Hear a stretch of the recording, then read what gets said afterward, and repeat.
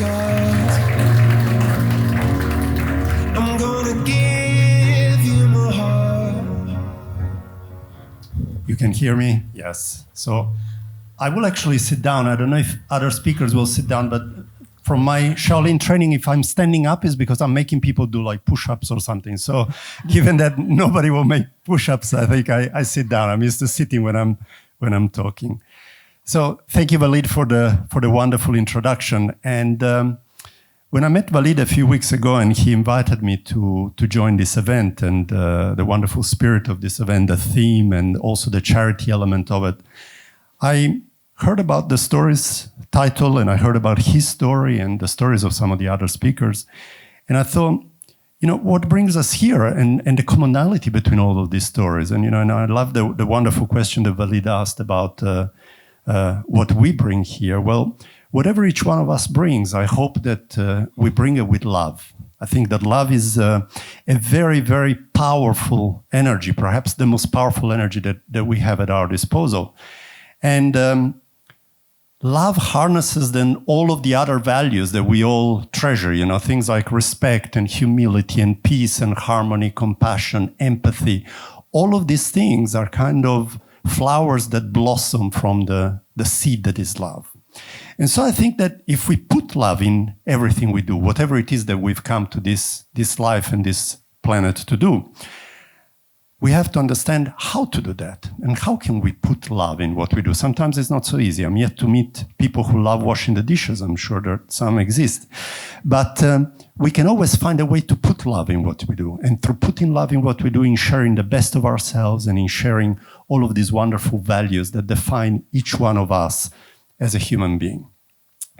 And so I would like to share with you the story of an old gentleman. Interesting that you also mentioned an old gentleman. I will speak also about an old gentleman who perhaps is an example or can give us some idea of how to put love in what we do and how that love can transmit values in a far more powerful way than words. So as I said earlier, although I'm of course speaking now, but actions of course are much louder than any words.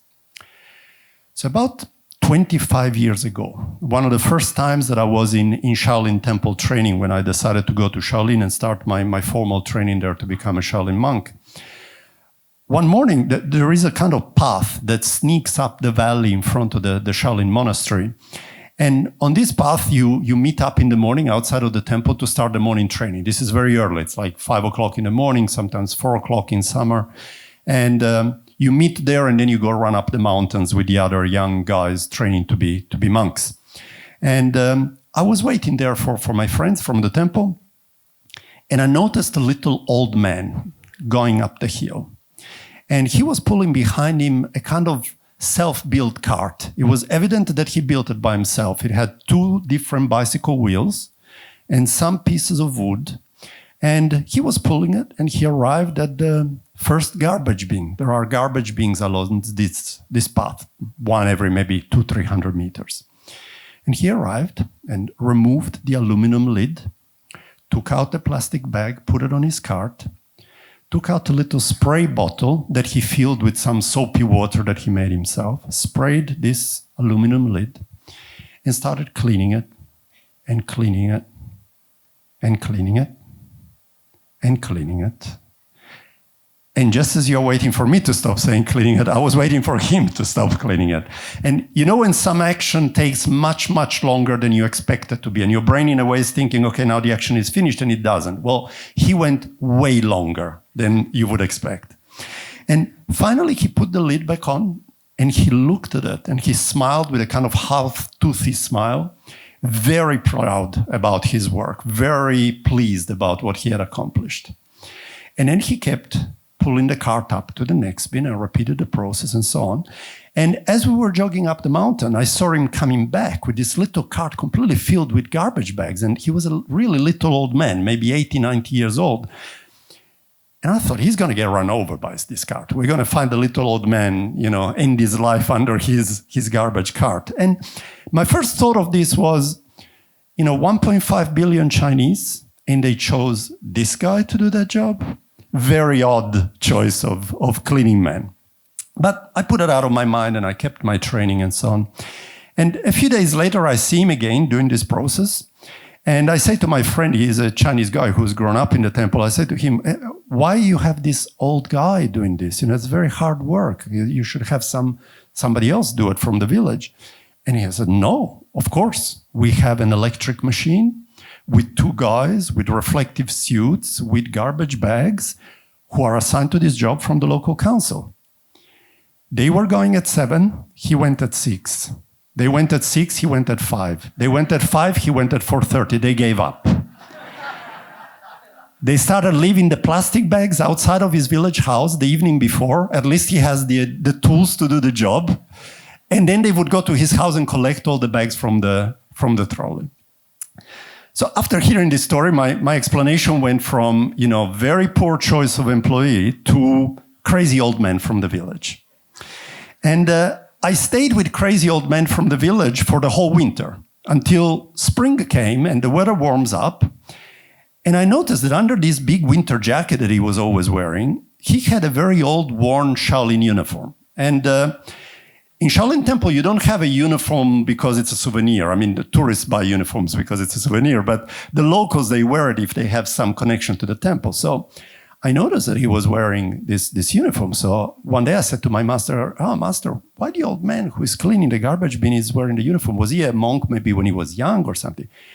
And he looked at me and said, no, he is great master such and such. He was one of the biggest teachers in the temple. He taught philosophy and martial arts and other disciplines in the temple for like 30, 40 years. Then one day he said, I'm tired. There is too many tourists and the young kids, and I'm in the classroom explaining them philosophy. I'm in a way fed up. I'm going to retire and move to the little village. He moved to the little village. For about 6 months, he was in the little village. And then suddenly he started doing this cleaning stuff.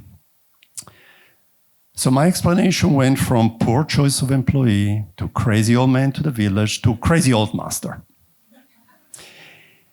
And I was at this crazy old master explanation for this situation until one morning, just a few days later, I'm on this usual path, meeting the other guys, getting ready to run up the mountain. And I look at him doing his stuff, and I see all the little kids from the kids' classes gathering on this path. And whilst the bigger guys, so the guys in their 20s, like I was at the time, they run up the mountains and then they train in another place. The little kids, they train the whole morning on this little road. So they run up it and jog back down and do push-ups and do flips and so on for hours and hours on this little road. And as they're doing this, he's doing his cleaning thing right next to them, right beside them. And he smiles at them and waves at the little kids. They wave at him.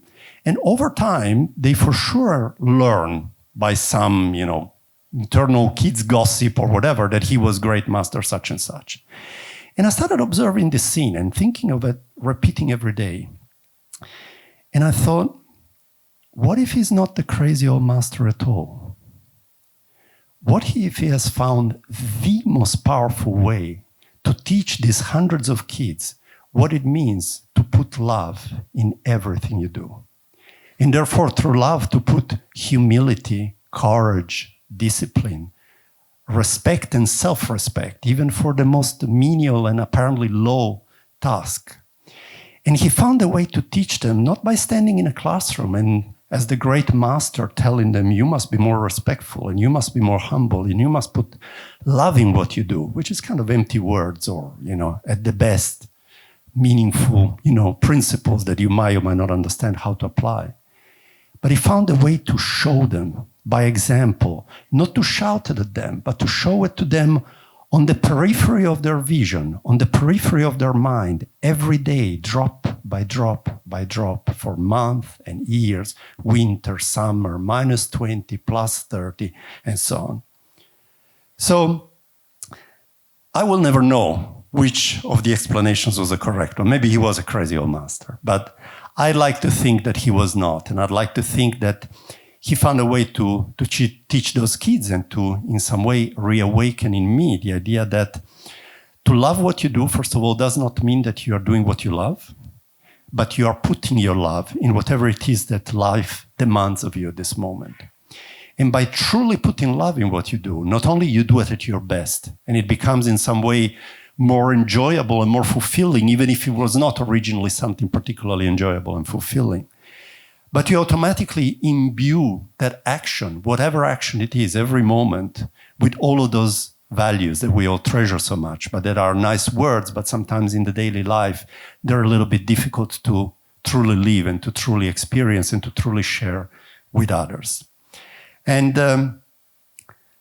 in that way, I think that he was a real master of love, and I hope that a little bit of his wisdom through my story can be shared with you and can help all of us put a little more love in whatever we will do tonight, in listening to other stories about values, and in our actions once we leave this room and we go back to our normal life, our relationships, our jobs, and whatever else. All of these things, the energy that drives us through them and that makes them meaningful in our lives is the energy of love. Thank you.